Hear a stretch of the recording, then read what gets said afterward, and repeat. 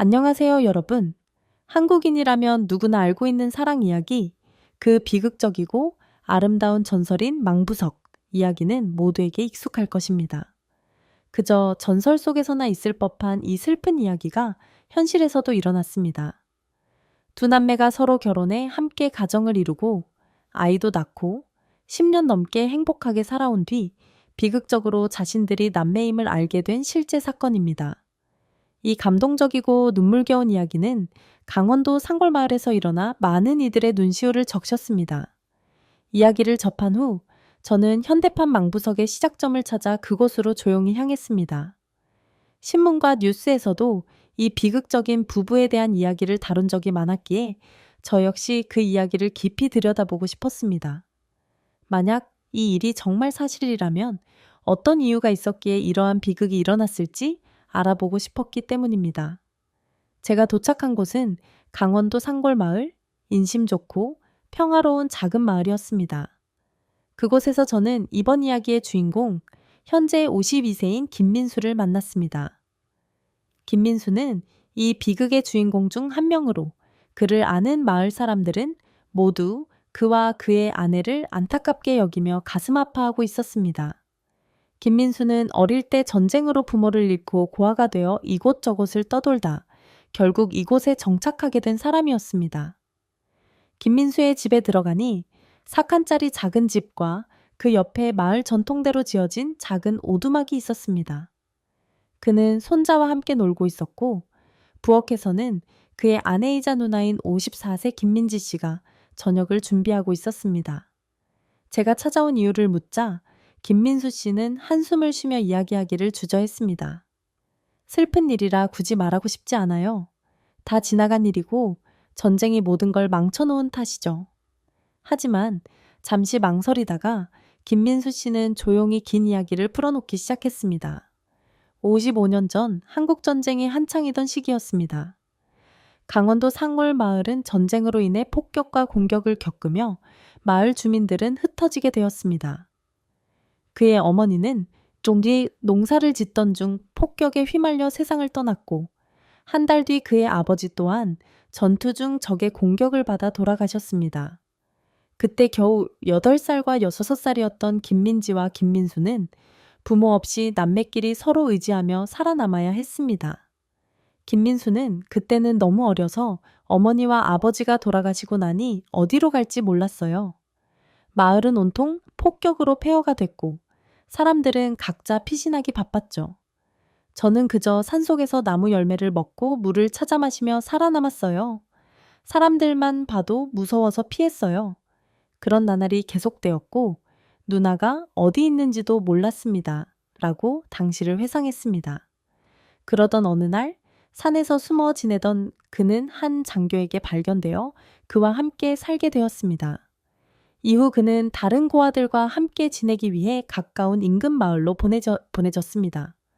전쟁 중이던 그때는 고아가 많아 나라에서 각 가정이 아이들을 한두 명씩 맡아 돌보게 했습니다.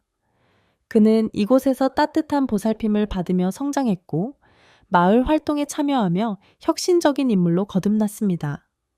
어릴 때부터의 전쟁에 대한 공포와 가족을 잃은 슬픔으로 그는 강한 투지가 있었고 이를 바탕으로 자신의 고향과 가족을 위해 싸우고 싶어 했습니다. 전쟁 이후 그는 국가로부터 훈장을 받기도 했습니다. 해방 이후 그는 강원도 내 기숙학교에서 학업을 시작했습니다. 당시 그는 노래와 기타를 잘 다뤄 여학생들 사이에서 인기가 많았다고 합니다. 하지만 운명의 장난은 그가 자신의 누나와 사랑에 빠지게 했습니다. 김민지가 전쟁 속에서 이리저리 떠돌다 결국 동생과 재회한 것도 운명의 장난이었을까요? 그들이 서로 사랑하게 된 것은 가혹한 운명이었지만 서로의 과거를 이야기하지 않았기에 그들은 남매임을 전혀 알지 못한 채 사랑을 키워갔습니다. 김민수와 김민지는 강원도 기숙학교에서 운명처럼 서로에게 이끌렸습니다. 그들이 처음 만났을 때 김민수는 환하게 웃는 그녀의 모습에서 산속에 핀 진달래 같은 느낌을 받았다고 합니다. 그녀 또한 조용하고 다정한 김민수에게 마음이 끌렸습니다. 김민수는 당시 기타를 잘 치고 노래도 잘 불러 많은 여학생들의 관심을 받았지만 오직 김민지에게만 마음을 주었습니다. 김민수는 그때 내 마음은 이미 정해졌어요. 다른 여자들은 관심이 없었어요. 민지는 나에게 특별했죠. 라고 회상했습니다. 그들은 마을로 돌아와 살림을 차리고 첫 아이를 낳았고 곧 둘째 아이가 생기자 강원도의 조용한 시골 마을에 집을 마련하고 정착했습니다. 김민수는 산에서 장작을 하고 김민지는 밭에서 일하며 평범하고 행복한 날들을 보냈습니다. 시간이 흘러 12년이 지난 어느 날 김민수는 마을길을 걷다가 낯선 남성이 자신을 유심히 바라보는 것을 보았습니다. 남성은 다가와 눈물을 글썽이며 혹시 너 내 조카 아니니? 라고 물었습니다. 알고 보니 그 남성은 전쟁 중에 실종된 김민수의 외삼촌으로 전쟁 후 다른 도시에 살다가 마침내 고향을 방문한 것이었습니다. 외삼촌은 김민수의 얼굴을 보자마자 그의 아버지를 떠올렸고 그가 김민수와 김민지가 남매라는 사실을 밝혔습니다. 그는 김민수가 집에 돌아오자마자 김민지에게 우리 남매 맞았다라며 비통한 심정을 전했습니다. 김민수는 외삼촌의 이야기를 듣고 믿기 어려워 여러 곳을 찾아다니며 확인해봤고 주변 마을의 어르신들과 부모님의 친구들에게도 물어보았습니다. 결국 모든 사람들이 김민수와 김민지가 남매라는 사실을 인정하게 되었습니다. 이 사실을 알게 된 김민수는 처음엔 세상이 무너지는 것 같았어요. 내가 무슨 큰 죄를 저지른 것만 같고 내 아이들에게도 미안했죠. 하지만 어쩌겠어요. 이미 가족을 이루었고 그녀와 두 아이를 떠날 수 없었어요. 라고 말했습니다. 그들은 서로의 곁을 지키며 힘든 시간을 보냈지만 마을 사람들은 두 사람을 비난하며 그들의 집을 피했습니다. 전통적인 한국 사회에서는 근친혼을 엄격히 금지하기 때문에 마을 사람들은 이 사건을 큰 불행으로 여기고 불길한 일이라고 여겼습니다. 그들은 김민수와 김민지의 존재가 마을의 재앙을 불러올 것이라며 마을 이장에게 그들을 내쫓아달라고 강하게 요구했습니다. 결국 사건은 정부기관에까지 알려졌고 법원은 1088년 이 사건을 형사재판에 회부했습니다. 많은 마을 사람들이 재판에 몰려들었고 심지어 인근 마을 사람들까지 모여들어 그들의 운명을 지켜봤습니다. 재판에서 판사는 한국 법은 근친 간 결혼을 엄격히 금지하고 있으며 부모와 형제자매처럼 3대 내 혈족 간의 결혼은 불법이라고 설명했습니다. 하지만 김민수는 저는 그녀를 사랑합니다. 이미 아이들도 있고 결코 그녀를 떠나지 않을 것입니다.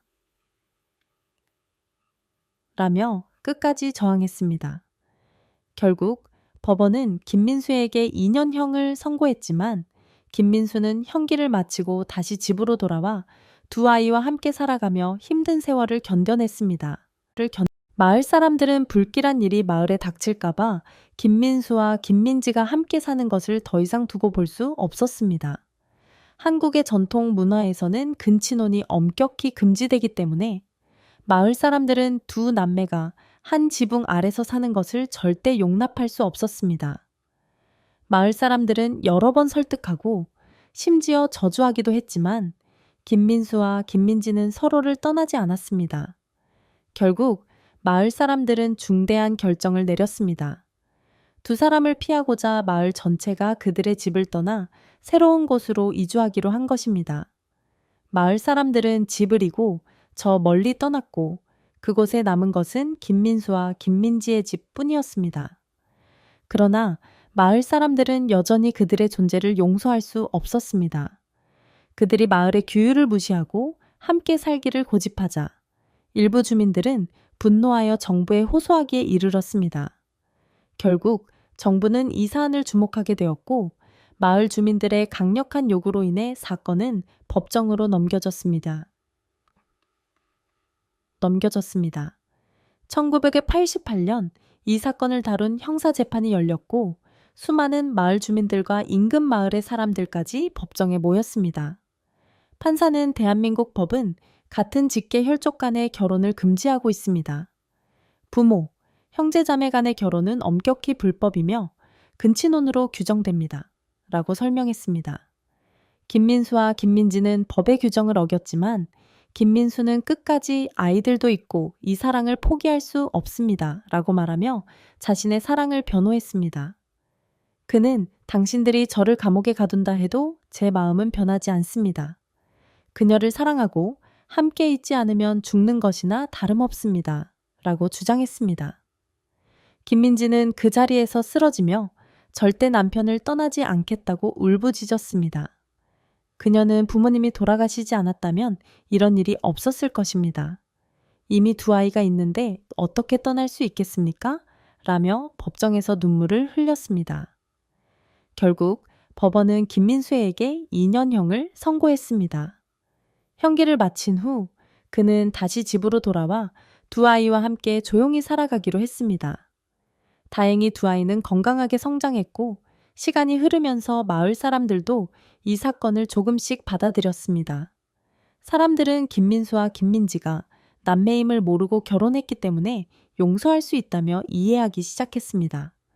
그들의 이야기는 마을 사람들 사이에서 유일무이한 이야기로 전해지며 오히려 많은 사람들에게 경각심을 일깨워주는 사례가 되었습니다. 이 이야기는 사랑하는 사람들이 결혼을 결심하기 전에 가족관계를 반드시 확인해야 한다는 교훈을 줍니다.